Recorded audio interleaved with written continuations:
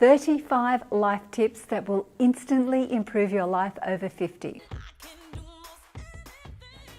Hi, I'm Shelley and welcome to Fabulous 50s. Today I'm going to share with you 35 tips that I do that have changed my life for the better now that I'm over 50, and you're going to love them. Okay, let's get started. This is Luke. The first tip is how to use the magnifying feature on your iPhone. It makes a huge difference in your life, particularly if you're over 50 and your eyes don't work as well as everybody else's. And Luke set it up for me, and he's going to help you set it up yourself. Hey ladies, so there are actually two ways that you can use your iPhone as a magnifier. One to magnify what is actually on the screen, and one to magnify what is in front of the camera. Just for convenience sake, what I'm going to do is put next to us somewhere a screen recording of what I'm doing so you can follow along. First thing you want to do is go to your settings app and then scroll down to accessibility. Now accessibility is, it looks like a little man with his arms out on a blue background. So just open accessibility, and then at the top where it says zoom, just toggle that on.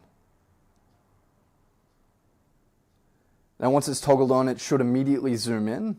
Now to unzoom it, just tap the screen twice with 3 fingers. So it'll zoom in and zoom out. That is magnifier number 1. Now, for magnifier number 2, we want to go back to settings, back to accessibility, and click on the little magnifier button. Now again, toggle magnifier on. If you've got an iPhone 10 and above, all you have to do is triple click the side button, and it will instantly zoom in. So what you can see, I don't know if you can see behind us. How's this? Yeah.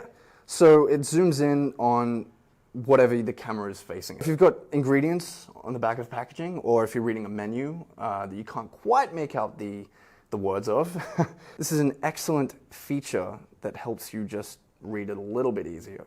A lot easier. A lot easier. Yeah.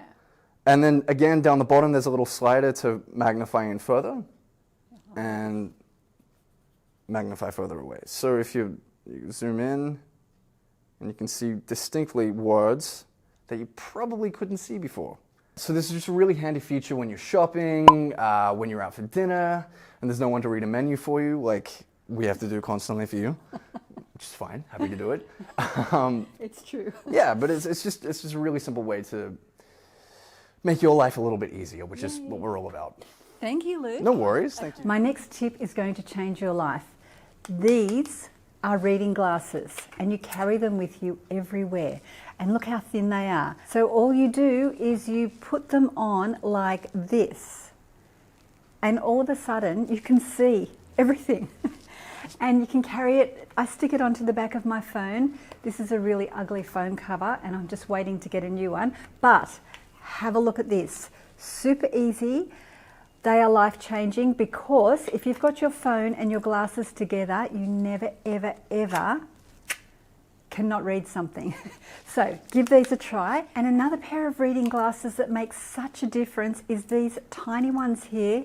They come in a case and they go in your handbag or your purse at night, or if you're going shopping and you've only got a small bag. They don't take up any room. And they're so easy, they're inexpensive, and these are fantastic if you forget your real reading glasses. My next tip is to take a photo of where you park so you don't forget. And if you're like me, probably 80 to 90% of the time you forget where you've parked in a parking lot. So grab your camera, take a photo of the number on the parking lot or what's close by or the street, and when you come to find your car, magically you're going to know where it is. I think you're going to love this next tip. Go to the year that you turned 18. For me, that was 1984. And you type in the top 100 songs playlist for the year you turned 18. And you can do this on Spotify, YouTube Music, or Apple Music. And the reason this is so great for women over 50 is because when we were 18, that was the year for most of us that we were going out into something new. We'd finished school, we were either going on to something new, we may be moving out of home, all of our life was in front of us and we hadn't yet explored much at all. And when you start listening to all the songs that were playing in that year, the year that you turned 18, you get triggered so much. I've been doing this lately, and it really takes you back to that time, and you think about, what were my dreams back then? What did I want? Who was I friends with? All of these things, they just come bubbling up. And if you're in a time of transition now, that you're over 50, which so many of us are, listening to the music from then really helps stir something up inside of us, and it gives a little bit of clarity about where you've been and where you want to go. So try this. It's so much fun, and it really does some good to the soul. Did you know that it's considered rude now to call your family and friends on the phone? I know that's a shocker, but that's how it is today with the younger generation, particularly the millennials. They don't seem to have time to talk to us anymore. So my tip is to get your phone and record a video message. Say what you want to say hello, how you doing, tell them what you're doing, have a video message and then send it to them. And when they have the time to get back to you, they can reply by video message or give you a call. But there's no point in getting upset that people don't have the time to talk to us during the day anymore. Just do this and then get on with your life. This is a fun tip. Go through your wardrobe and find an outfit that you haven't worn in a long time. Put it on and take a selfie of yourself, and then send that photo to a friend and ask your friend, what's one thing that you think I could do to tweak this outfit to make it look better? And two things are going to happen. Your friend's going to be happy to give you a suggestion and not feel bad about hurting your feelings because you've asked the question. And you are going to find a new way to wear an outfit that you haven't been wearing. And we leave outfits in the wardrobe sitting there collecting dust because we don't think they look great on us. And this way, you're getting someone else's opinion in an honest way, and you will be surprised at how amazing their advice is. When you wake up in the morning, particularly if you're not going to work, don't put your dressing gown on or your daggy clothes on. Instead, put your workout gear on. And that's going to tell your mind that you're going to do some exercise. And it takes you out of the mindset of mope around the house, and it puts you into the mindset that I have my workout clothes on and my workout shoes and I'm going to do something. Even if it's only 5 minutes, you're going to be moving your body. And if you do that, you're going to have a better day, I guarantee you. And you're going to be proud of yourself because you're doing something extra. So do this every day if you can. And if you go to work very early in the morning, do it in reverse. So when you get home from work, don't put your daggy clothes on, put your workout clothes on. Even if you're not going to exercise, just get into the mindset that you work out and you stretch or you do something every day. This next tip is great for everybody, but particularly for women over 50, and that's to do the Asian squat. And if you can't do it, to practice it. It's something that we could do and should do every single day for the rest of our lives. And the reason is, as you're getting older, we need to keep our hips flexible and open. And the reason it's so important for us ladies who are over 50 is because this area in the groin area is where we hold all of our past hurts.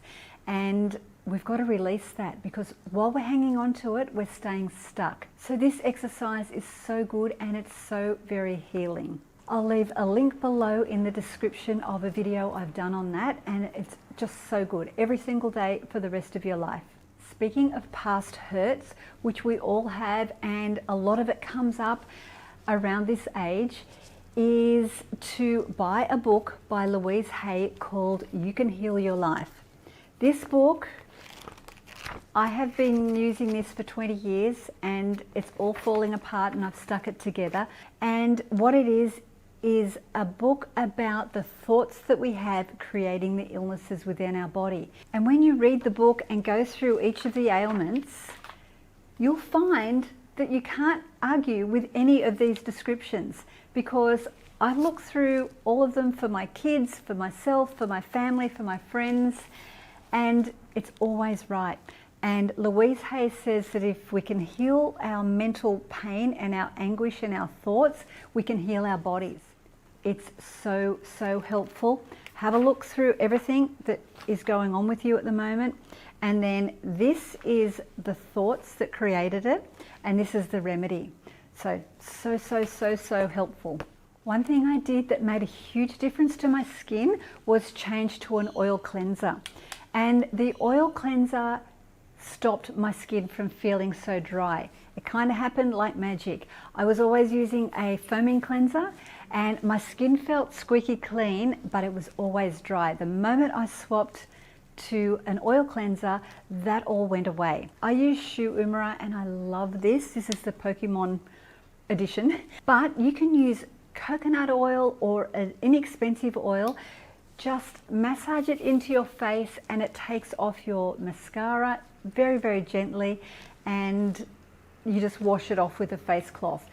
I think you're going to love it, and if you've got dry skin, it really does make a huge difference. My next tip for women over 50 is to start parting your hair on the side if you feel like you've got thinning hair. And thinning hair for our age group can be a huge problem. And the reason we part on the side is because female baldness and thinning starts at the center. And if you part your hair in the middle, it's a lot more obvious. And there does tend to be more hair to the side than there is in the center. So when you start parting on the side, you don't see as much scalp as you would if you parted in the middle. My best tip ever to get rid of the wrinkles on your forehead is to wear a fringe like I do. It saves a whole lot of money in getting Botox for these forehead wrinkles. Plus, it's very softening on your face. If you get it wrong, it's 6 to 12 weeks to grow it out and you're back to normal again. But it's worth giving a try, just to try something new and to see if it softens your face a little bit. And my next tip, if you're over 50, is to add some soft layers around your face because it gives you texture and dimension. And that's what we need on our faces as we're getting older. There's two things to remember when you're getting a fringe or getting layering on your face. The first one is if you've got an asymmetric face like me, which means my face is sort of angular and uneven. And an asymmetric face can look enhanced with asymmetric lines. So this is a line going across my face, and you know, these layers I've got are all uneven. So the unevenness of my hair and my cut matches the unevenness of my face. The second thing is if you've got an angular face or a perfectly shaped round face or a square face, you don't need all this trickery that I use. You don't need that at all. You can go with a blunt fringe and straight sides, or a straight part down the middle or on the side, and your hair will fit beautifully around your face. So I think if you've got an asymmetric face, trick it up like I do. If your face is more angular and in dimension, you can easily have a cut that is straight on you, or a blow dry that's straight, or your hair fully pulled back. That looks beautiful on your face. Not so much for people like me with an asymmetric face. If you'd like to create a swept to the side look like I've got today, there's a trick to it. And most people will find that they have a cowlick somewhere along their hairline. And when you have a cowlick, it makes your hair go crazy. So this is what you do. You take your hair and you blow dry it the opposite way to where you want it to sit. So this morning I blow dried my hair that way. Pulled the brush in and put the air on it and I let it sit. And then when it's almost dry, you pull it this way and then you let it sit. Then you spray it and it stays like that all day. We've got to look after our skin as we're getting older, and a daily thing that I think we should all do is wear an SPF to protect us from UVB rays and UVA rays. B is for burning. Burning is the part of damage that you can physically see on your face or your body. And A, UVA rays, the A is for aging. So that's the invisible effect of sun on your skin where it ages from underneath. It's invisible, you can't see it. And the other thing is blue light. So even if you're sitting inside all day on your computer screen, that blue light is doing damage. So wear a sunscreen underneath your makeup or just by itself every single day. These are two that I love, the Australian Gold Mineral Sunscreen and the La Roche 50 Plus. So both of these I wear underneath my foundation, but as long as you're wearing something to protect you from all of that damage. If you're a woman over 50, using a Retin-A cream is going to really help your skin look great. This is a 0.05 Retin-A cream, and I put this on every night. So what it's doing is it's taking off all the dead layers of skin, and you peel and they all come off, and it's quite harsh. So I've made a video on how to start using this and how to use it correctly, and I'll leave a link below in the description. And then my next tip, if you are using the Retin-A cream and get started and you don't want to peel, use it with a barrier cream or a moisturizer that's going to mix in with your Retin-A and take away the potency of the application. So if you use Retin-A by itself, it's going to work quicker, but your face is going to feel uncomfortable and irritated until it gets used to it. This is a Sorbolene moisturizer, and this is just a rich moisturizing cream. I'll leave a link for these below. And the way that I do it is I put my Retin-A on, just a small amount, pat it all in, and then I put a layer of barrier cream moisture over the top, and then I go to bed. And if you do it this way, you'll find that you don't have all of that irritation, and it's a much more gentle process. One solution for all of the problems we have in our age group with sleep is to stop using any devices at all 30 minutes before you go to bed. Every hour that you spend on your device suppresses your melatonin by 30 minutes. And if that happens, you don't go into your proper sleep cycles. So if you can commit to 30 minutes before you go to bed, deciding to read or journal or just think without a device, because that would be something different. And you're going to find that it makes a big difference because it helps you get to sleep quicker. And that seems to be a problem for so many of us. And my next tip is to go to bed at 10 p.m. And the science will say now that that is the most optimal time for us to go to bed and fall asleep so that we get the most human growth hormone production while we're sleeping. If we miss that window of HGH production, it affects us a lot because once it's gone, it's gone. So between 10 and 12 is the best time, and then it goes on till 2, but that's the most bang for buck. So we need to be asleep at that time to get all those benefits. So bed at 10 and stop devices at 9:30 and see how you go. Any time you spend at all on your computer screen is a really great idea to use a blue light blocker. And these little clip-ons go onto my normal glasses, my reading glasses, and they block the blue light from going into my eyes. It's made a huge difference, and it's stopped my eye strain and headaches from working on the computer. If you've got stains on your teeth, try coconut oil pulling. This is amazing. So you put coconut oil in your mouth and you swish it around for 15 to 20 minutes. It makes a huge difference, but that's the cosmetic reason I use it, to keep my teeth white. But the more important reason is that we collect a lot of bacteria and the beginning of disease in our mouth. And when you do coconut oil pulling, it pulls all of that out of your mouth and you spit it out, and it's out of your body. I've done a video on coconut oil pulling. I'll leave that in the link below. Give it a try. It takes the stains off your teeth, whitens them up, and it is perfect health for your gums, your teeth, and your whole body. If you're over 50, start doing crossbody movements and exercises every day because it keeps our brain very sharp. So what that could be is using your left hand, your non-dominant hand, to use the mouse of your computer, or to brush your teeth, or to write something down. Anything that is going to make you challenged and think about it. Because when we do things with our right hand, we're not thinking, and we need to use our brains as we're getting older so we keep them alive and keep them active. And that also goes with exercise. And you can just simply touch your left arm to your right leg and your right arm to your left leg, and just do things that are crossing over that left-right brain barrier. It really works, and it really helps keep you sharp, and you're going to find if you do this and practice it, you're going to be great. If you're a woman over 50, I really want you to start doing this next tip. One night a week, or 2 or 3 or 4 or 5 or 6 or 7, but one night, don't cook. Go on strike. No cooking coming from this girl. And tell the whole family, tell your partner, tell everybody who cares to listen that you're not doing cooking and cleaning and housework for everybody else. So start with one day and see how far you can get, but give yourself a day off or a night off and make it a rule so that everybody knows, and do it and enjoy it, and spend the time instead doing some form of self-care. Look after yourself, have a bath, go for a walk, do anything, because you're going to have a lot more time, but make sure that you do it, and let me know in the comments below if you're going to commit to that. And while we're on self-care, give yourself a manicure and a pedicure once a week.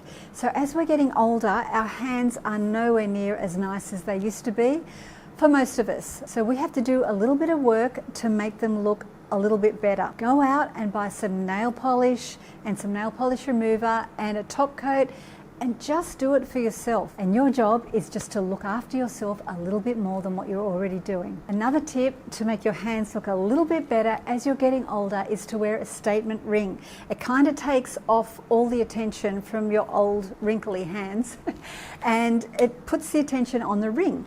And wear it on your middle finger on your right hand if you like. And you don't have to spend a lot of money because there's some really great rings out there that are inexpensive. And you just need to buy one or two, and those rings will go with everything and you're set. I've got an eyeliner trick that's so great for mature eyes. It's lifting the eyeliner with a triangle shape, and it gives you an instant eye lift. I'll leave a link for that video. It's so simple to do and it makes a huge difference. So make sure that you give that a try. And a tip for perfect foundation over the age of 50 is to buff the foundation in where your fine lines and wrinkles sit. So you grab a buff brush after your foundation has been applied, then you buff circles around the areas where you've got wrinkles. And what that's going to do is it's going to take away the foundation that's sitting inside your wrinkles. And that's when you get all those lines and creasing.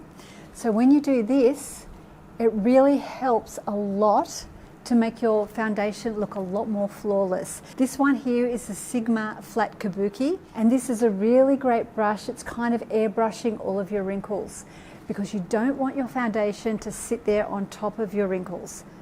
Then you can see it. Buff it out instead. Create a community of OQP, and that stands for Only Quality People. Make sure that the people that are in your circle are quality people who feel good when you feel good and who are there when you're down.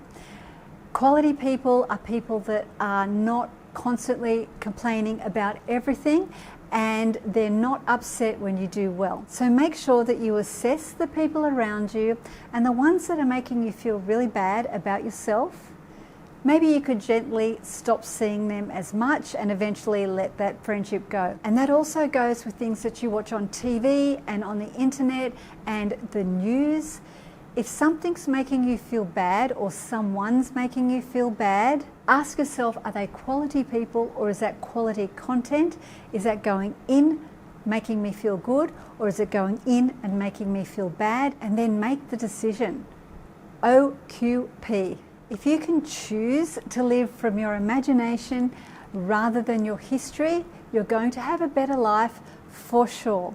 And what that means is to stop thinking about constant thoughts about what's happened in the past, and instead start creating visions and dream boards about what you'd like to happen in the future, and create the story of the life that you'd like to live and visit there often.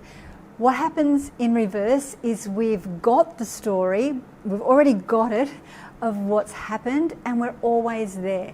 We're thinking about it, ruminating on it over and over and over again, and we get stuck there. And the universe brings us more of what we're thinking about and feeling about all the time. So if life isn't feeling good for you at the moment, have a look at that. What are you thinking about over and over again? And think about, what could I think about instead to make me feel better and to give me something nicer to get excited about. I'm in love with my makeup mirror that I travel with, and you can use this at home too.